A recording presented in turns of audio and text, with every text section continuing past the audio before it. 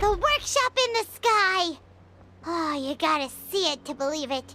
Makes you wonder why T'Pol even bothers with phlogiston wings when he has tech like this. Well, according to the notebook, the platform beneath us runs on components from the Cinder City. Those can't be mass-produced. Also, I have some doubts about its mobility after seeing how it moved just now. For someone like T'Pol who dreams of flying freely, this definitely doesn't cut it. But if he's got that relic, he should be able to make a set of prototype wings for himself, right? Why bother making a whole flying workshop so he can mass-produce them? But this doesn't add up. If he's already achieved the power of flight, then he must have bigger dreams we don't know about. But what? With any luck, we'll find the answers in his workshop.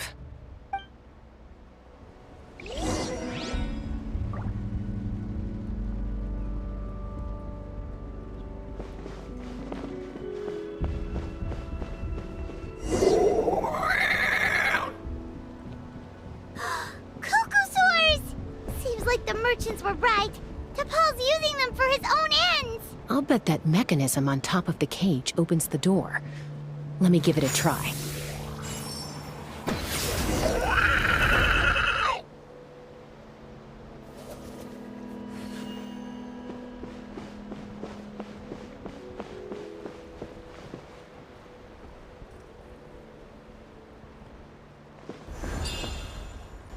Let's fly.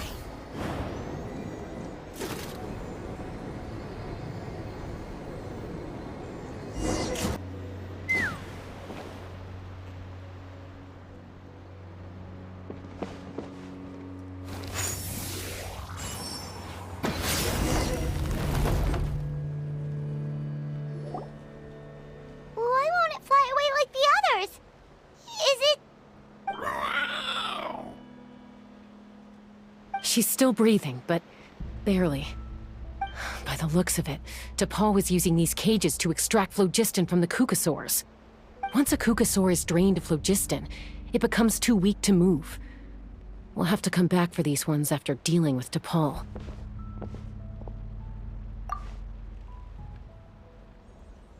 Let me see. Looks like a record of his phlogiston research. Log number 330. With the support of... I was finally able to launch the airborne workshop. Even though it relies on the relic for 80% of its power supply, I've at least taken the first step. Log number 348. Research on the relic is progressing well. I should be able to replicate the technology and scale up production very soon. Has proposed a name for this groundbreaking invention, the phlogiston wings. I think I'm getting close. Soon I will achieve my dreams. Log number 377. Encountered some issues with the new smaller model phlogiston wings. The gaseous phlogiston showed some volatility during the refinement process. Thinks we should proceed at a more cautious pace with the refinement experiments. But after so many past failures, I have to prove that I will succeed this time. Log number 114. Ran an experiment using Kukasaurs to refine gaseous phlogiston. It was a success. Log number 117. I've started recruiting merchants and hunters to capture wild Kukasaurs. Log number 121. Major breakthrough in the efficiency of phlogiston yield. Huh? So many parts have been crossed out!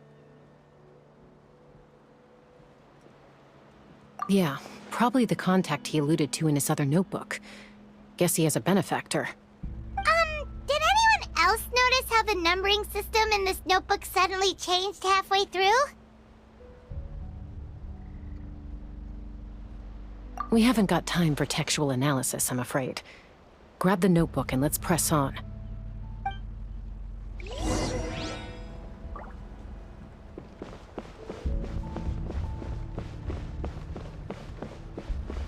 Huh. Never seen one of these before. Looks like this was built with the Cinder City components, too.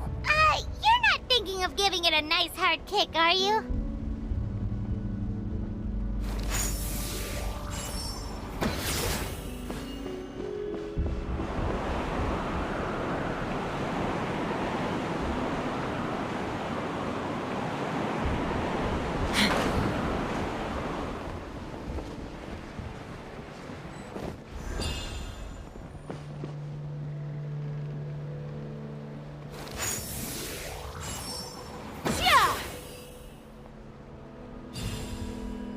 Take me up!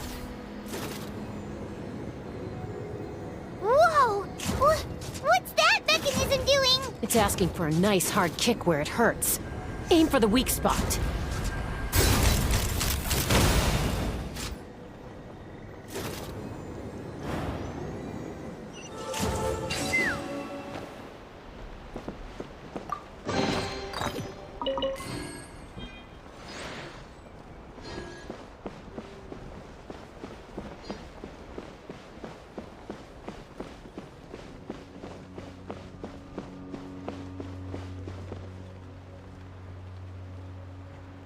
What are they doing here? It's T'Pol's henchman.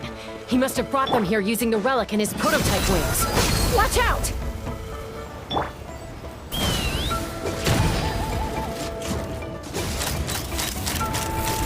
Locked on!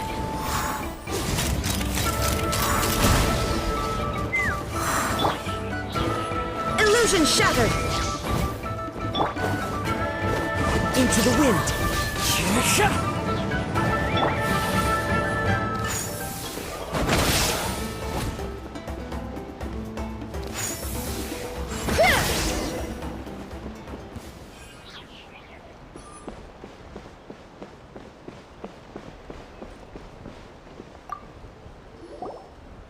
Hey, look here! More of T'Pol's notes!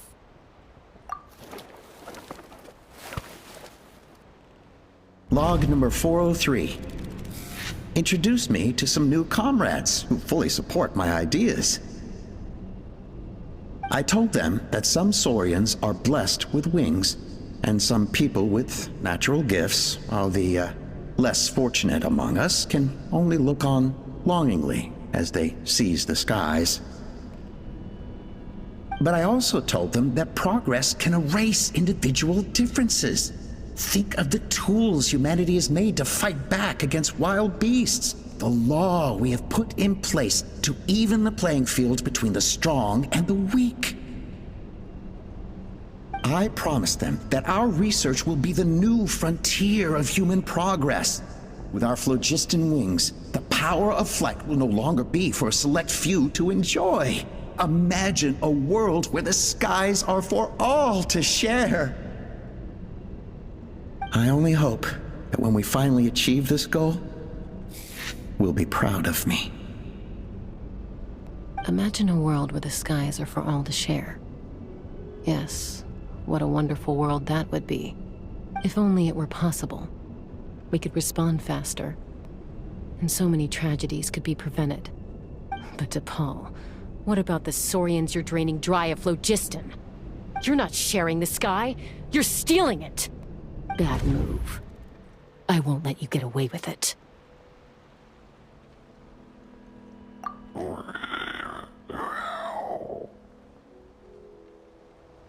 I'm fine.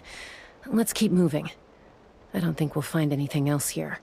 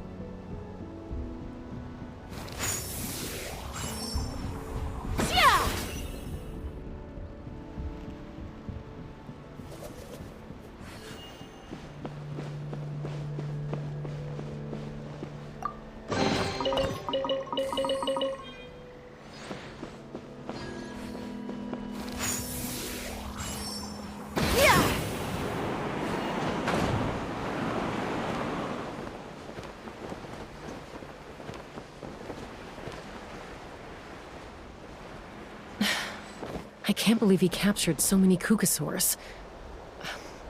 But right now, we have to focus on solving this problem at the source.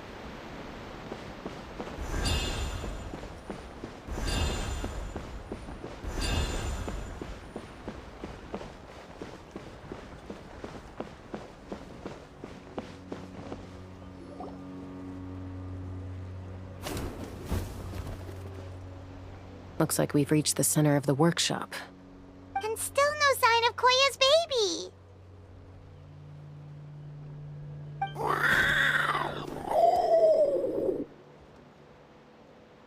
Let's search this area for now. If we still can't find Chime, we'll double back.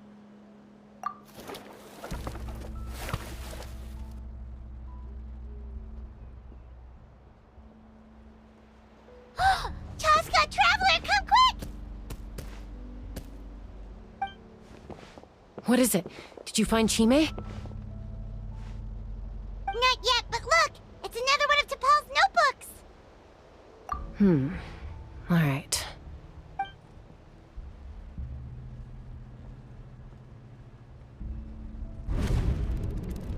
Log number 428.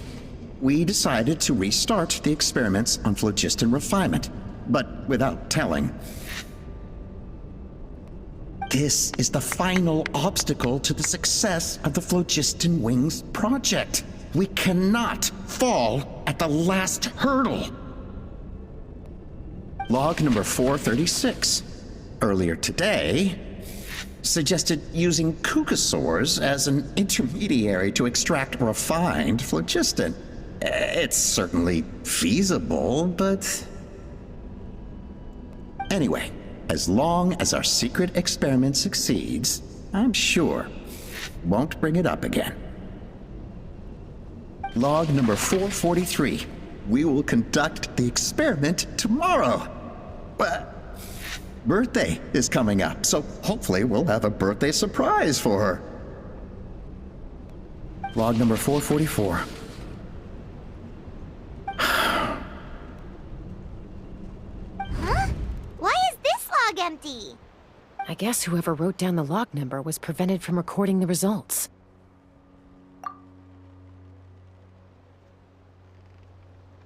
Log number 0. We lost many comrades in the accident. Among them are friends, lovers, and children. But we cannot stop now. We will keep their legacy alive and carry their dreams forward. As of today, we are scrapping the artificial refinement method. Instead, we will focus all our efforts on phlogiston extraction from live Kukasaurs. They are arrogant beasts whose existence in the wild serves no one but themselves. Their true worth lies in their sacrifice for the sake of human progress.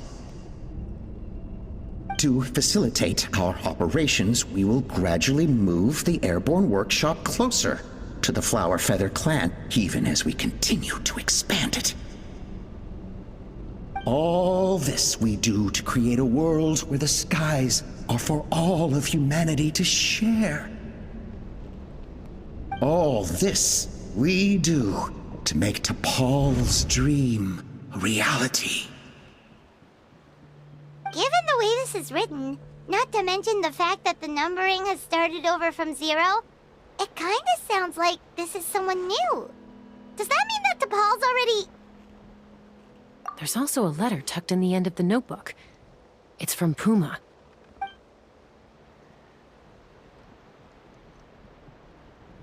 T'Pol, I don't know where you are right now, so I don't know how to reach you. My best bet is to send this letter to the Flower Feather clan. Your father is gravely ill. Oh, I know we've had our differences in the past, but he is still your father. Won't you come and visit him? Please.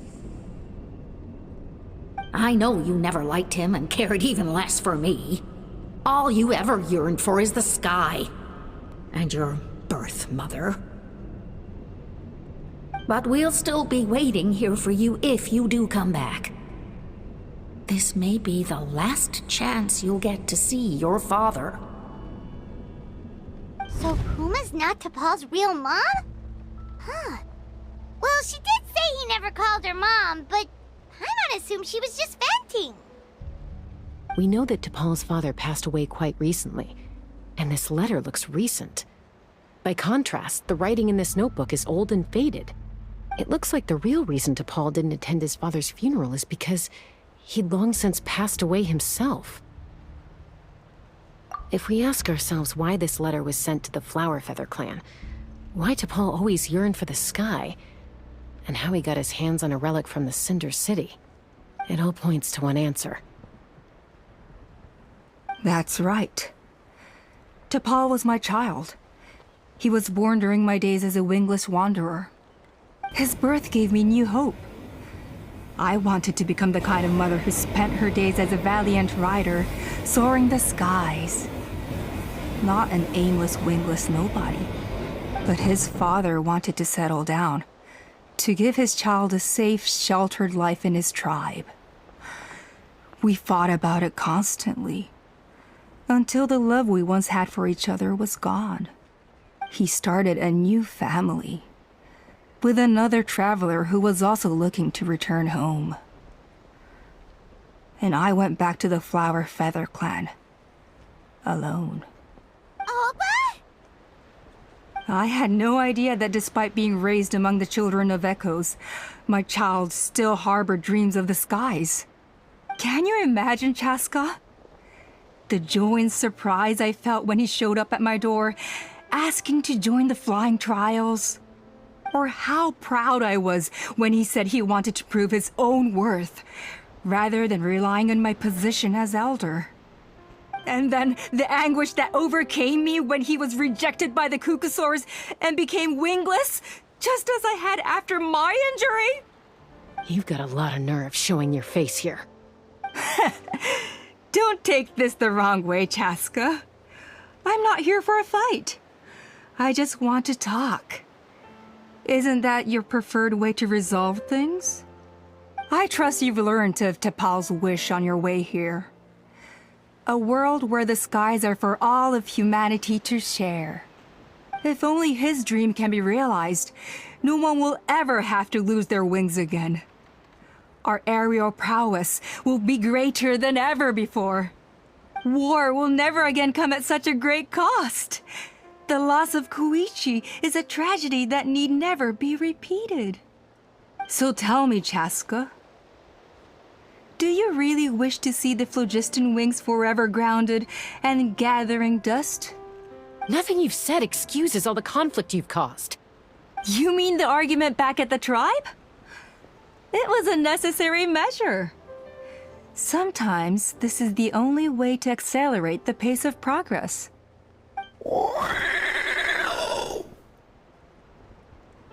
Is a mother harming her children when she coaxes them into swallowing a bitter pill? Of course not. It is a brief moment of suffering for the greater good, and the child would come to understand this in due course. The phlogiston wings are that bitter pill. We will never progress as a tribe if we cling to the scraps the Kukusaurs offer us. Once the people have embraced the phlogiston wings, they will never look back. Even if they learn how the refined phlogiston is sourced. They will convince themselves that the sacrifice of a few Kukusaurs is a small price to pay for our dominion over the skies. But this I had not anticipated. I barely had the chance to introduce the phlogiston wings to the tribe before you found this place. Your plan was hardly foolproof. Yet, it can still be salvaged. Chaska, traveler, you are the hope of humanity. I'm sure you have your doubts about my methods, but know that my love for humanity and for Natlan is genuine. You know me, Chaska. And you know that I've always treated everyone in the Flower Feather clan as my own children, as fellow humans. Surely you can understand my perspective. Alpa, Natlan doesn't belong to humans alone. And truthfully, neither do I.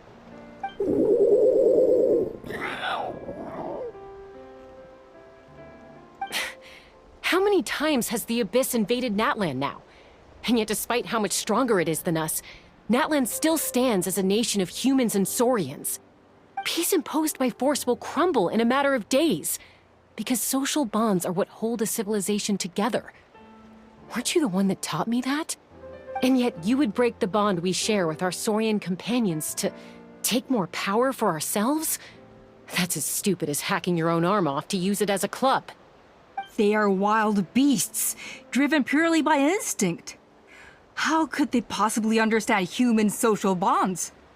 How did someone like her ever become a writer? You overestimate them. They bow to the strong and shun the weak. That's all there is to it. They never gave Tepal a second glance when he was at his lowest, nor me when I returned injured from the Cinder City. It's all about survival of the fittest for them. Plain and simple. They obeyed me once I proved myself stronger than them, but the moment it serves them better, they'll abandon me in a heartbeat. You're wrong, Alpa. They only reject the wingless because they don't want to fly anyone to their death. Chaska, I will promise you this. Only the unruliest wild cucosaurs will be used for phlogiston extraction. The ones who have nothing else to offer to humanity. Well, that's too bad. Because I know a few unruly wild cucosaurs who don't think that idea is gonna fly. Namely my mom, my sister, and me. And the others? To us, they're friends, family, even children. So if you want to put any of them in one of your cages, you're gonna have to go through us. Is that right? I knew you might be difficult to convince. Maybe this will change your mind.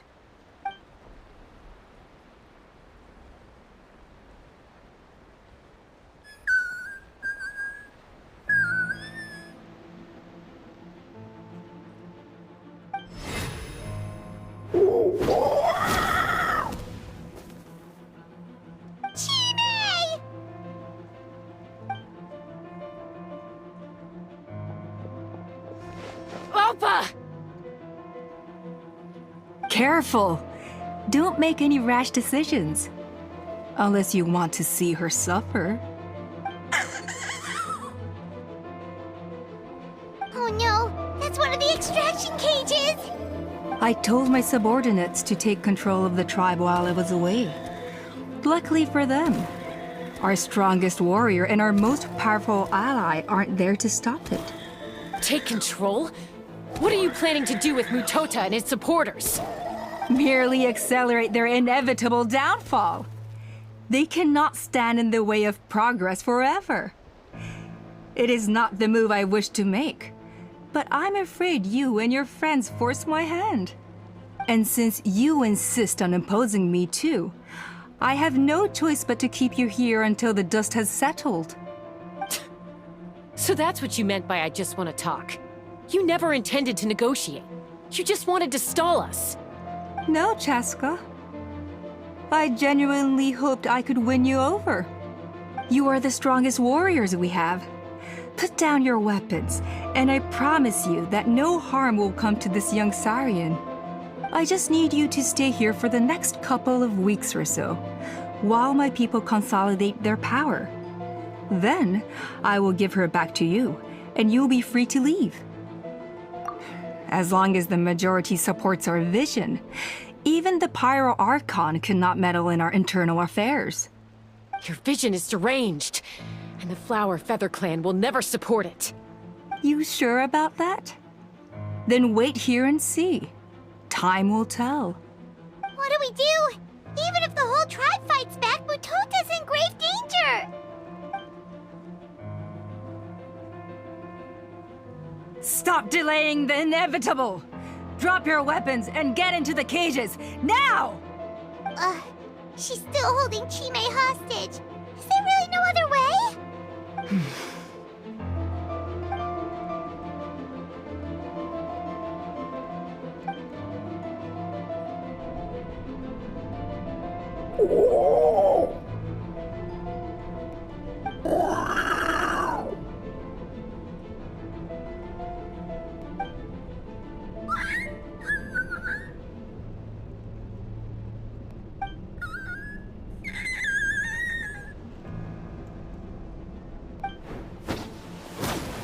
Koya?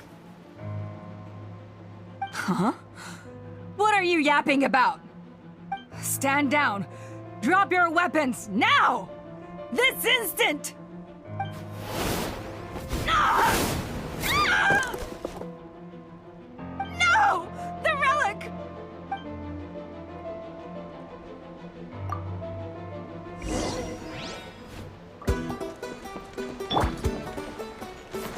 Bakula! Hi!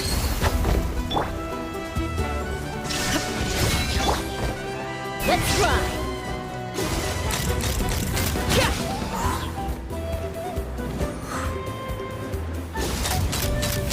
Don't give up, Alpa. We're negotiating my way now. Which will it be? This ain't your strong suit. Just shut up! Ah, help! Anybody? Stay put! Virtue crisp! Aha! The wind. Hey, something's up with this relic!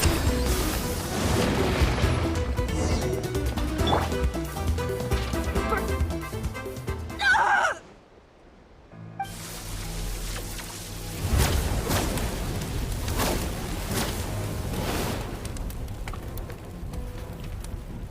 No! What is she doing? She'll bring us all down with her! But why? We stabilized the relic! Maybe it got damaged in the fight. If we don't think of something fast, this whole workshop is gonna fall apart. No. They're directly beneath us. My beloved tribe!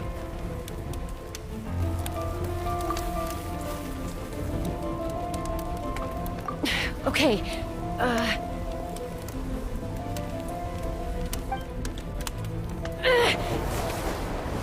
It's too powerful. This ain't a toy like last time. I don't think I can just throw it aside.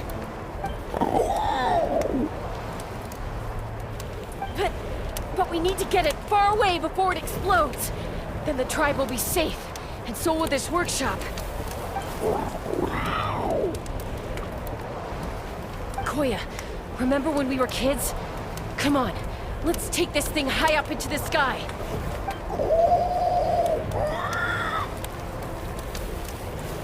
Don't worry, I know I can get rid of it before it explodes. We're talking some surface wounds at most. All I need is for you to catch me at the end, just like old times.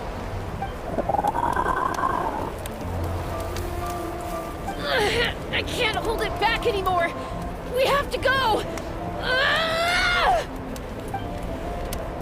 Don't be insane! Alpa, what are you? You're a fool, Chaska!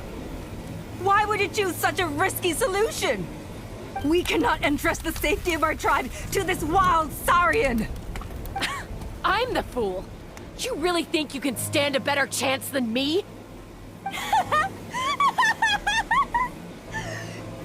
Sure, it may be asking too much for an ex-wingless to escape the blast radius in time. But I can fly it a safe distance away, even if it's the last thing I do.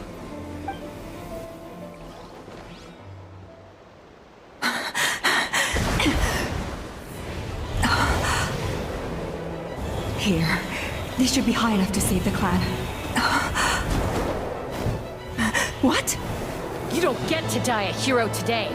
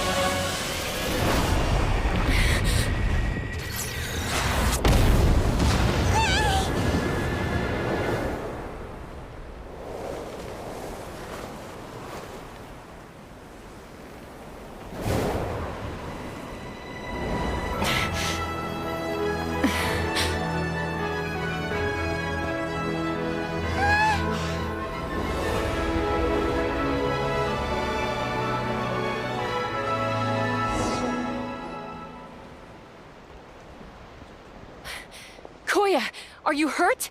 Let me take a look at you. What do you mean, I'm fine? Didn't I tell you to catch me on your back? Why did you try to shield me from the blast?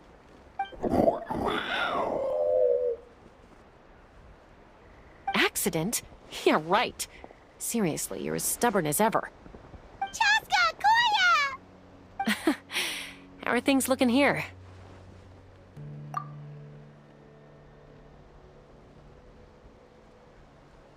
I think that's putting it mildly. I owe you one. Again.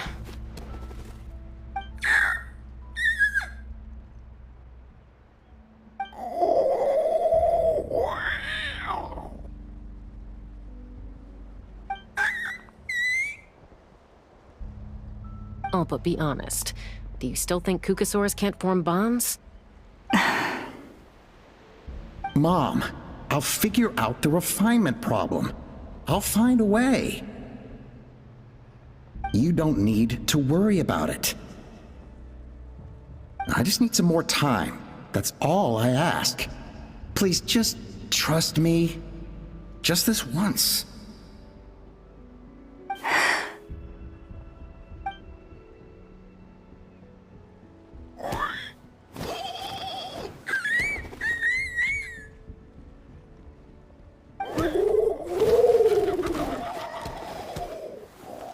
The Flower Feather Clan yield to the strong. And it's up to the winners to define what strength means. So it looks like it's my turn to yield.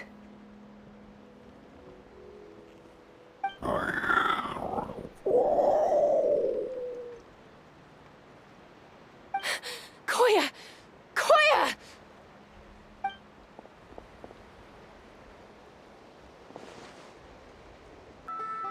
So, you're absolutely sure it's not because of the explosion?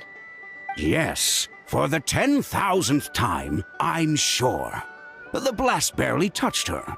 The reason she fainted was old injuries playing up, compounded by overexertion in recent days. The moment she finally relaxed, all the built-up stress finally caught up with her. And no wonder. Honestly, she's just like you. Anyway, now you know how we feel when you go off risking life and limb. Your mother and I would both appreciate it if you lived less dangerously. You know she wrote to me from the Masters of the Nightwind, just to scold me for not doing enough to keep an eye on you. If she wasn't so busy with work, you can bet she'd come back here and chew us both out in person. I'll find an opportunity to apologize to her. I promise. You'd better. No more avoiding us, okay? And don't get me started on all the checkups you've missed. Got it. Got it. Huh? Koya? You're awake. I'll go let everyone know. Hey, but we're not done talking. What are we gonna do with her, Even after everything that's happened, she still hasn't figured out how to start the conversation with you. She keeps saying, I don't think Koya has forgiven me yet. But if you ask me, she's the one who's scared to open up and have an honest conversation. For all her confidence, she's a very sensitive soul underneath. You'd think as a peacemaker, she of all people would know how to reconcile with her family after a falling out. She must have been a handful growing up. Thank you for being there for her. And of course, thank you for keeping her safe when you were up there in the sky. Koya, Uncle Cusco, we're here!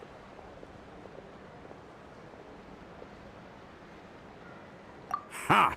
I was just telling her that she's not to go chasing danger with Chaska ever again. Cusco, I understand how you must feel. But it's all thanks to Koya and Chaska's efforts that the airborne workshop didn't come crashing down on our heads. Oh, Paimon almost forgot to ask. They didn't hurt you while we were gone, did they? Thankfully, when her co-conspirators tried to arrest me, I was out coaching Koya and Junan. The two of them were a huge help. They took care of things while I went around rallying the resistance. So, in the end, Alpa's would-be revolt didn't really get off the ground.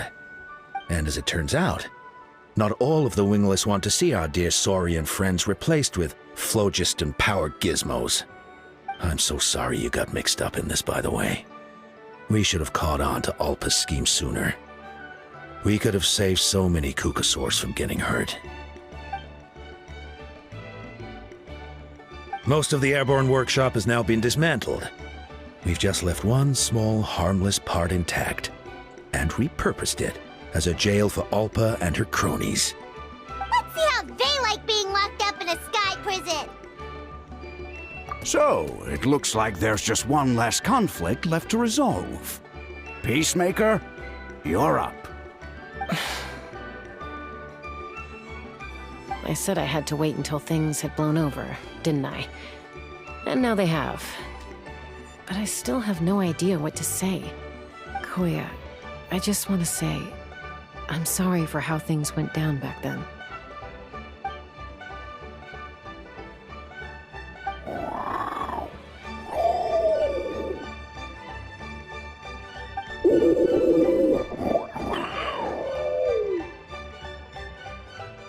Huh? Does this mean you're not mad at me anymore? There's that family likeness coming through again. But that day, when we ran into each other...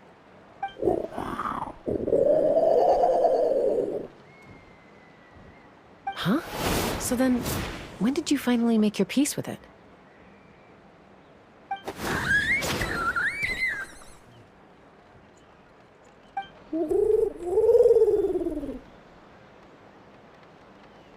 Oh, it's Chime and Chimpu. They're here too.